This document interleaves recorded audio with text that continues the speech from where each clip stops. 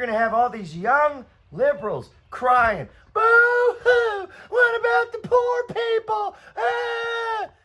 And those same liberals will probably not invest either. It's just this little cycle of...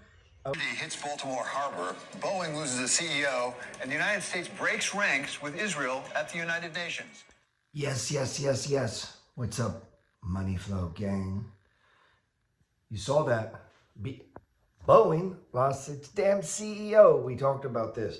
Remember a couple videos back, I was showing you the chart of Boeing, and we were looking at the stage 4 decline. And I was talking about social sentiment. One way you can invest is as you watch the news, you take your trading strategy, you lay it over the charts. In my example, for me, I use the money flow trading system, and I watch and I wait for this thing to come down. I wait for it to put it what I call an anchor point, and then we look for a trigger for me to enter. Boom. Let's look at the chart of Boeing. All right, man, I don't remember the exact of this video, but what was it, a week or so ago? And look, we talked about the stage 4 decline, right? We know when this is a 5-day exponential moving average, this red dotted line, the blue one here is the 10-day exponential, and then the green line is just the simple moving average. And we know as long as they're on this side of the green line, it's in a downward configuration. So what I'm looking for is a stop. And if we don't get almost a perfect doji, not quite, but basically close enough, right? That gives us our anchor point.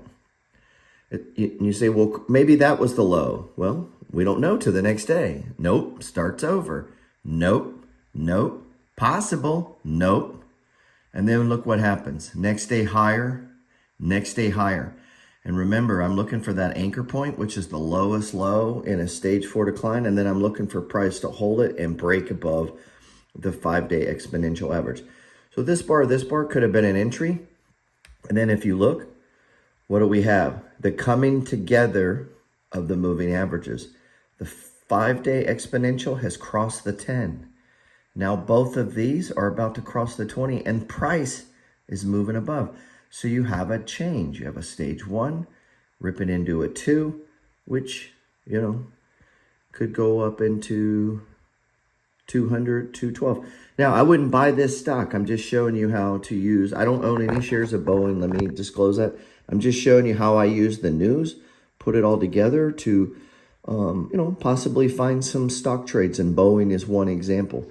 We now have this port. That was, the 7th or 9th largest port in America. It's going to be some stuff. You could find some stocks out of that. So watch the news, okay? Watch the news to help you with social sentiment trading. Of BlackRock and his annual letter to investors focused this year on what he calls a retirement crisis in the United States and around the world, which is what Larry is hearing about more and more from BlackRock clients. All right, now let's talk about here. I really don't give a fuck what any of you think about Larry Flink or BlackRock. Listen, you can't be Alex Jones and be a conspiracy theory and trade stocks. Sorry, okay? We're capitalists. Trading stocks is about being a motherfucking capitalist. We're trying to make money. Okay, that's what we're doing. Now, I know some of you, that may bother your sensitivities. Maybe you have some sort of weird religious hang up, or you have some sort of weird thought on how money's made, or the poor people. Stop that bullshit. These are smart people. These are masters of the universe. You don't have to like them or agree with all of their politics, okay? But open your fucking mind and read. Read what they say. And if you see them as the enemy, you damn sure should be reading their stuff. But this is one of the guys. When Larry Flink puts out a letter, you should read it. When Warren Buffett puts out a letter, you should read it. There's quite a few of these. Oak Tree Capital, when my man over at Oak Tree Capital puts out a letter, you should read it. In other words, you should get off your fucking ass and do some actual fucking reading and research. The shit they taught you in 4th grade, hooked on phonics.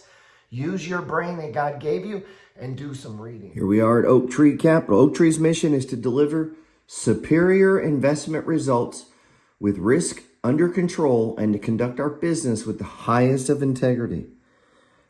You can see the different things. Look, private equity, credit, real assets, listed assets. Oh my God, this looks like what I do. I own physical real estate. I own listed assets. I invest in business. I have credit and use debt. This is the same thing. But if you come over here, you will see Roundup, top takeaways from Oaktree's quarterly letters.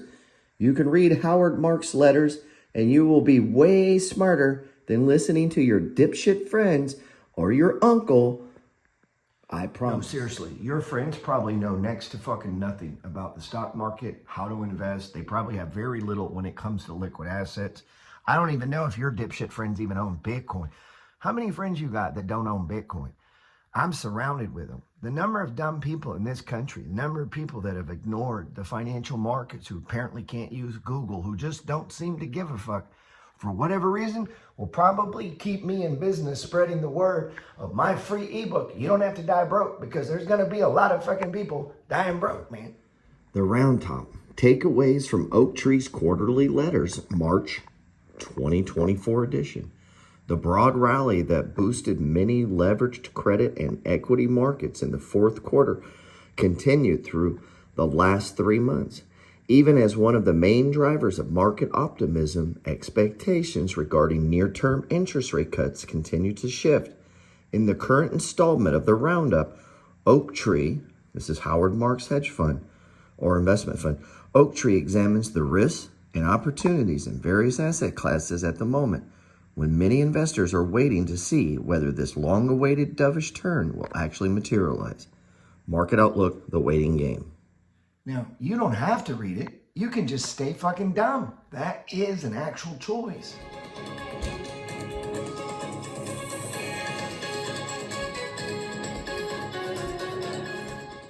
But we start with Larry Fink of BlackRock and his annual letter to investors, focused this year on what he calls a retirement crisis in the United States and around the world, which is what Larry is hearing about more and more from BlackRock clients. My letters are a reflection of my conversation with clients. So it is, and so over the past year, I heard more and more conversation about retirement, the retirement crisis, from many parts of the world, from middle-class developing countries to developed countries. The acute problem here in the United States is that we have still 57 million Americans who don't have any savings or any retirement plan. 56 million Americans don't have anything. They couldn't push the goddamn button. Not one fucking dollar. Nothing. They have Zippo. Nothing. And guess who gets to pay for them? You. That's who. You, the guy that gets to save. Go out here and bust your ass. Pull the 8th day. Do like I do, where you work every day. Sacrifice. Don't go on vacations. Take trips. And guess what, buddy? You get to pay fucking extra. You get to pay your fair share, man. BlackRock and his annual letter to investors, focused this year on what he calls a retirement crisis in the United States and around the world. From many parts of the world, from middle-class developing countries to developed countries. The acute problem here in the United States is that we have still 57 million Americans who don't have any savings or any retirement plan. Jesus, Social you greedy Security is a bastard. fantastic foundation for retirement, but if that's all you have when you retire, you're going to be living You're selfish. in poverty, below the poverty line, because Good. it just is not, it's supplemental, but it's not meant to be the totality of what you have in retirement. And the whole concept of we're aging, we're all living longer, and I think one of the big narratives that has to reflect in 2023 was the miracles of medicine.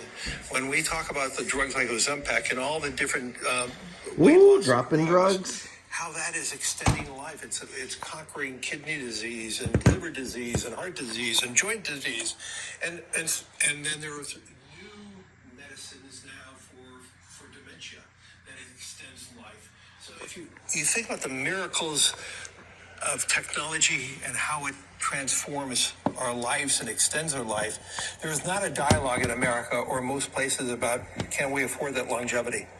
And our entire retirement system was big. What old Mr. Larry's saying there is that you're going to live too damn long, man. In other words, you're going to outlive your money. Isn't that a weird thing? I don't want to outlive my money. I needed to die before I run out of money. That is crazy talk, man. Crazy talk. But that's not for you, Money Flow gang. You're going to die with an abundance of money. You're going to leave it an inheritance for generations. Anybody can do this. Time, amount, and yield equals million. I know. You might actually have to put some fucking work into it. I know. That seems so unfair. So unfair to have to work, to study, to collect dividends. So unfair. I mean, how would you know? How would you even know? I don't know. You could come over here, go to thepetersreport.com. I mean, I do a little letter too. BTC was the leading asset class this past week. Hit an all-new-time high, blah, blah, blah. That was last week. Basically, same advice this week. If you're a skilled trader, you already know what's up. Otherwise, be smart with leverage and use stop losses. Another week, similar action. The moves in Bitcoin and gold have been spectacular. Look at this move in gold by the GLD. 205, man, on the GLD. Let's pull, that's a daily. Let's pull up the monthly chart. But I don't know how to click buttons, Gerald. So look at this perfect money flow pattern. Sideways, up, sideways, down, sideways, up, sideways, down, sideways, up, sideways, down, up, sideways, down. Looks a lot like this. Sideways, up, sideways, down, sideways. That is the basic 4 stages of price movement. Miracles of technology and how it transforms our lives and extends our life. There is not a dialogue in America or most places about can we afford that longevity.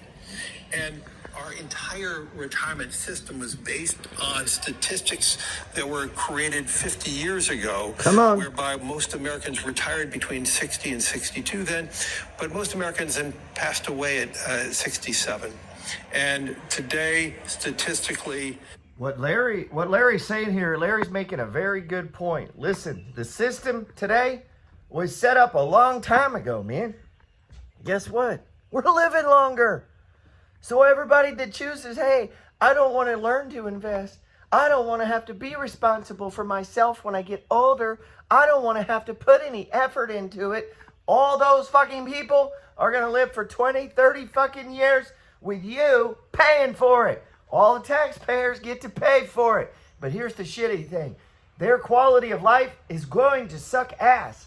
It really is. And then you're going to have all these young liberals crying, boo-hoo, what about the poor people? Ah! And those same liberals will probably not invest either. It's just this little cycle of... Oh, okay, I apologize. Let me calm down, man. Listen, tragedy happens. Believe me, I understand. Bad things happen. Believe me, I understand. I've had a lot of horrible shit happen. I've lost money. I've had stocks go to zero. I've had businesses go under. I've had at least 6 businesses. At least 3 of them went under. Shit, I'm sure I'm forgetting about some businesses. But here's the difference. I get up every motherfucking day to push and grind and make money because that is the purpose of life. The purpose of this life isn't for you to sit on your ass, to enjoy yourself, or to sit on vacation, or to worry about your goddamn feelings. That is not the purpose. Meaning is 60 found years old in in work. good health. One of them is going to live over 90. And so the other question is, should we reevaluate how we work and how long we work? Because we all need purpose in life. And in most people find purpose, obviously, maybe with their grandchildren, their children, their community. Many people find purpose in their jobs. And the thought of retiring at 60 with 30 more years or a 30-year life in front of you, we need to have a dialogue. We need to have a conversation. And, I'm an optimist. I am very optimistic about the long-term vitality of our markets. I'm bullish on capitalism. Right. The reason why I'm bullish is that when I read the newspapers every morning and listen to Bloomberg and other news organizations, it's full of scary things. We talk about the problems. That is hard for this lazy-ass generation, and I mean the old and the young, I'm talking about everybody who's alive on planet fucking Earth right now. It's hard because of technology and other things have made them soft. And so you have men right now who think their personal fucking happiness is of some consequence to the universe. It is not. No one actually gives a shit about you or your condition except you. So you are responsible for you. And listen, you are responsible for your own investments. No bullshit. Listen up. Nobody gives a fuck about your sad ass story. If you don't have any money right now, if you don't have any investments, it's because you chose not to use your ability and the brain God gave you and your fucking thumbs and Google to learn. Anybody could have been putting $10 a day into fucking Bitcoin. Anybody on planet fucking Earth. You could have been on welfare and put $10 a day in Bitcoin. And you would have a lot of money right now. You could put it in M1 Finance. Hit my link below. You can get started. You don't have to know shit, man. You don't need no... Now listen, government's going to tell you past performance is not indicative of future results, and yet all they use is past data to predict future results. That's kind of funny. And they're also going to tell you need to consult a financial advisor. Probably you should. But let me tell you something. You have everything you need inside of you right now. That if you can read, if you have a motherfucking truck or a car, if you have a goddamn mortgage, if you have a credit card, if you are alive and a functioning human being and can get yourself up every day, if you are capable of committing a crime and actually going to prison and showing up in court, you have everything you need inside of you to be a multi-millionaire. You just need to begin to apply yourself and to receive what the universe and God has given you. The universe wants to bless you. It wants you to do well. You know why? Because God answers prayers through people like you and me. And so when he made me wealthy and he showed me how to buy, how many men do you know that owned more than 10 houses? How many real estate investors, honestly, have you ever met in person, in life, that own 15, 16, 17, 18 houses? How many? How many? Not many. Why? Because you got to be 10 foot tall and motherfucking bulletproof, man. That's me. And you better believe, and you better have self-confidence, and you better believe God is on your side. You know why? Because it's hard, bro. It's hard. Doing what I do is hard. Doing what I do is hard. Being financially independent is not easy. A lot of gurus out here will tell you it's not. And it doesn't involve your personal happiness. It doesn't involve your political affiliations. It doesn't have shit to do with the poor people or the starving people of here or there. It has everything to do with you and getting up in the morning and pushing. Because through you, and through your prosperity, you're going to bless other people, man. We're going to finish this. I'm doing another video. I went long. I didn't mean to get sidetracked on this rant, but I just felt led to tell you that you are personally responsible for the answered prayers, the future prayers of a lot of people. So we're counting on you, man. I need you to get fucking rich so that when I'm old and rich, I don't have to pay for you, man. That's the best thing I could do for this country. Now go buy some Bitcoin and shut the hell up and go buy some stocks and get your ass to work. Yes, man. Thanks for listening. Hey, I really do appreciate it. Why don't you follow along, man? Click like, leave me a comment. Come on, do something. Hey, and if you don't have my free ebook, You Don't Have to Die Broke, just hit the link and grab yourself a coffee and listen. You can do more, be more, have more, and become more because you have been chosen. You have everything you need inside of you to do it. Listen, if I can help, you let me know. And hey, root for me too, man. I need the help. God bless.